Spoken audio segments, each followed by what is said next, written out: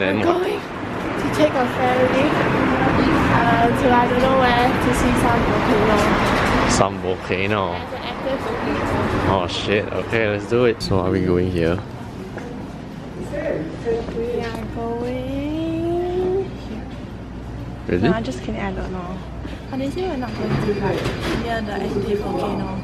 Oh, okay, what a bummer. So we're taking a boat there.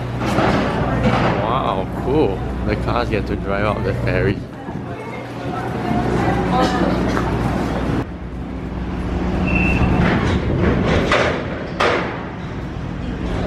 So you can drive to this mountain.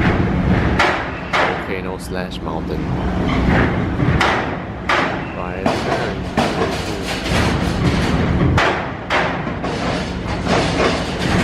So we're at Sakurajima and we're gonna go view the volcanoes. So I've never seen a volcano before. It'll be pretty interesting.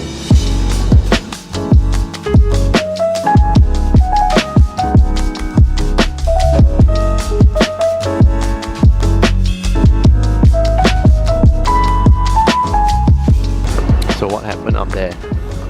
We took photos and there were like specific timings and it was quite rushed. Yeah, it was very rushed. So we took a bus up there and we had pit stops along the way up to the highest point where we could go, which isn't really very that high. I was expecting to see the crater or something, but I was quite disappointed. And because of the timing, we didn't really have time to like go to and take pictures, so I didn't vlog much there, but that's basically what happened. So we missed our train and we are out eating. Missed our train, it was full. Oh yeah, it was full. So we are eating Family Mart stuff outside a Starbucks. Very wretched. So I just got done with this sand bath thing and it was really cool. So the sand at the beach is really hot. I'm not sure why. My sister told me it's because there's a volcano nearby, but I don't know if that's true. So anyway, you change into this kimono thing and then after that you go to the beach and they will actually cover you with sand. So it's like a sand bath and it's really hot and nice. And then after that you're done, you go to the public bath and there's like a onsen there, which is really cool. I didn't get to vlog anything obviously inside because I couldn't use my camera, but let me show you what it looks like over here. So that's where the sand bath happens. So you go downstairs, you change into your kimono, and then you walk along this boardwalk, and there's like a stairs over there. You come down, and then underneath all these covers is where they cover you in sand. So as you can see, like the people downstairs, and they're removing their towels, and you're not wearing anything underneath those kimonos. So it's just a birthday suit, and then you go inside the sand with the kimono, and then they just cover you in sand. Yeah, we're going back to Kagoshima, to our hotel, and then like we grab our luggages and then we have to move to... Where are we now? What's this place?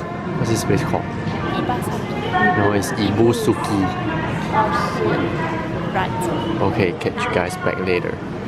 Just checked into yet another hotel room. I am now in Kumamoto. Just reached here and as usual, our hotel is very close by the train station. I'm looking to do some shopping, but unfortunately I haven't actually found anything that I want yet. Looking at like some gear, maybe perhaps GoPro 7 or something, I don't know. If it's cheaper here than in Singapore, then I might actually get it over here, but if not, I'm going to ask Sean to buy it for me before I head back, because the next day when I reach Singapore I'm going to be going to KL the next day, so I won't have time to go shopping and stuff like that, and then after which it's gonna be a couple of days rest and then I go to Thailand for 2 weeks and then school starts. So I'm going to try to do as much as I can, because having a GoPro, especially the GoPro 7 hyperlapse function, or was it the time-lapse function? I'm not sure, but it can do hyperlapse really well, and having that will save me a lot of time, especially when you're doing hyperlapse the traditional way. And by that I mean, like, you know, you focus on one spot and then you take a snapshot, and then you take one step and you take a snapshot. Even without using a tripod, it takes a lot of time and it's very strenuous on your shoulders, because you have to hold your camera up for however long you're gonna take your hyperlapse. So if you imagine, like, if you're shooting 30 frames per second, if you want to do it for your video 30 frames per second, that means if you convert that to, let's say, 3 seconds of footage, that's 90 90 frames, so that means 90 steps, 90 photos, and that's a lot actually for just 3 seconds. So having a GoPro do that for me, and how the GoPro functions is very different. I think it's actually recording a video where they stabilize and they just fast forward it. So for those of you that don't know what a hyperlapse is, I can insert a example right now. So what you're looking at is one of my hyperlapses that I've done before, and it's just really cool, especially when you're doing it in videos and having like all these really cool time lapse, but moving time lapse. So that's basically what a hyperlapse is. And just like having individual frames gives you a lot of flexibility, especially if they are raw pictures. You can edit them as how you usually edit your photos, but if you're doing them in video, it's a little bit more tedious because they don't have the same information as your photos. So when you're color grading your video files, it's a little bit more difficult to get them to pop the same as how you would edit on videos. But that being said, it's not impossible. I'm gonna try, and if I ever get the GoPro, I'll see how easy it is to do hyperlapses, and in the future maybe I can you know, do more as I go on the go, and it'll save me a lot of time. So this is my second time trying to. The first time is at the Tsukiji market. Tsukiji market. How is it? So we broke up with the rest of the family because they didn't want to eat sushi. So here we are, we're gonna eat sushi. Looks pretty good. When you come to Japan, you have to eat sushi, right? Yeah, let's do it. So we are walking around and we're trying to find something to shoot or go shopping, but apparently it's a ghost town. There's nothing here except for a lot of Kumamoto. Very quiet, and it's only 7 PM. Kinda disappointing, I must say, but I guess this is what it's like outside of the main cities. Wow, this place is really a ghost town, man. We've been walking for about, I would say maybe 5 to 10 minutes now, and we found nothing except for this river thing, which is the coolest thing here already. Very calm river. Yeah, that's about it. I don't know what else to say, man. It's just a lot of hotels and apartments. I'm just wondering, like, when people stay here, what do they even do when there's nothing around? Do they just go home after they work? We have walked one round, still we found nothing. So we are back at the train station. The train station is the most exciting thing. And most of the times in all the cities, if the train station doesn't really have anything, then the rest of the city is probably very boring as well. That's what I have found out from the days of traveling in Japan. So we're going back to the station and see if there's anything there other than food. We are in Aso. So what are we here to do? See a volcano, Mount Aso. So it's dormant, right? It's very nice here. It's so peaceful. I should have flown the drone. I didn't bring my drone. It is so peaceful here, man. It's so quiet. And I guess like this is a different life from the city. So apparently we're going to go to the crater of Mount Aso. So something different from yesterday's mountain volcano. I think this one is dormant already. That's why we're allowed to go so close to it. And then maybe we'll be taking on the roadway cable car thing, so looking forward to that.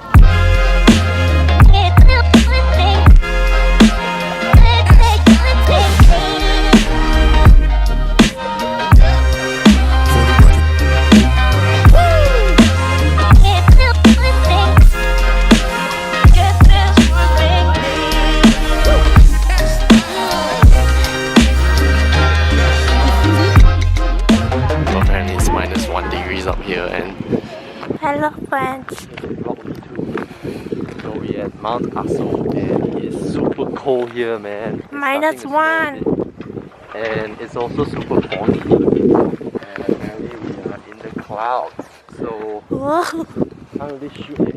Okay, so we're at like a Mount Aso roadway station, and this place looks awesome, man. It looks somewhat like Iceland, I think. I've never been to Iceland though. It's quite cold, but I guess like it takes some getting used to. But I kinda got used to it now. I have gloves on though, and it was snowing a little bit just now. It was very tough to vlog because there was a lot of fog. I think we were in the clouds, so we were somewhere up there to see the crater, but it was too cold and my family couldn't really take it, so we didn't go to the crater site. But still, we walked around a bit, and over here it's not as foggy, so I can take quite a bit of photos. But as you can see, like, the landscape is crazy, man. I've never been to anywhere like this before. We are back down on the ground now, and as expected. What is that? Kumamoto on a horse. I feel cheaper. I prefer this. Then just get it. They are quite intense with the Kumamoto, man. Okay, it's lunchtime. Let's go. Hello.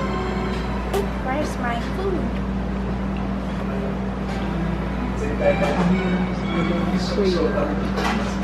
So we're traveling again to the next prefecture or city, and damn, Kumamoto takes Kumamoto very, very seriously. Hello, we are eating dinner at, I don't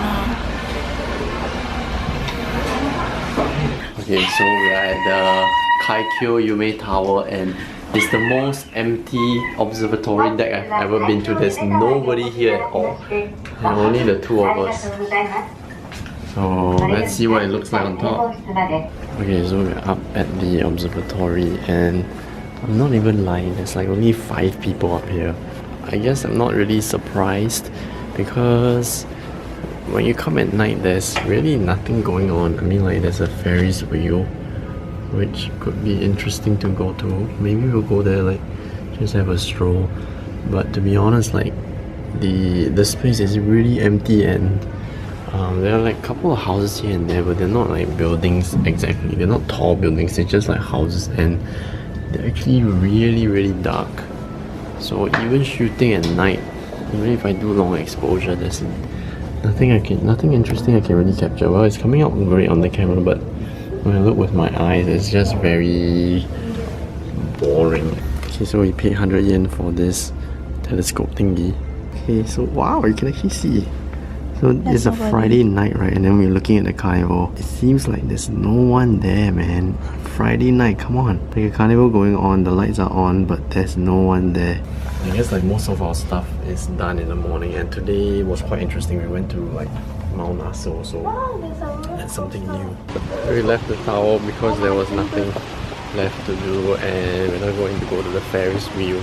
We saw an arcade when we were walking here, so maybe we can go there and we can play some stuff or do something fun. So it's Friday night here, right? But it's so empty and so quiet. Like, even the observatory deck, there's like no tourists at all. Tomorrow we're gonna go to like some fish market, and then we are going to go to some Torii Gate thingy. Somewhat like the one in Kyoto, but not exactly as nice, I think. But hopefully we get there early so there are no tourists over there, and then I'll be able to shoot some stuff. I'm not sure if I'm going to bring the drone because the regulations here in Japan are pretty strict, so I'm not exactly sure whether you can fly or not.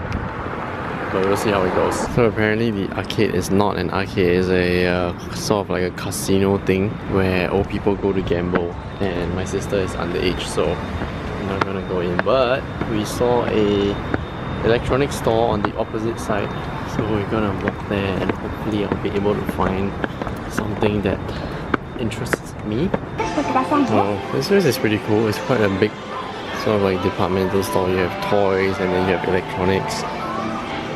So quite interesting actually.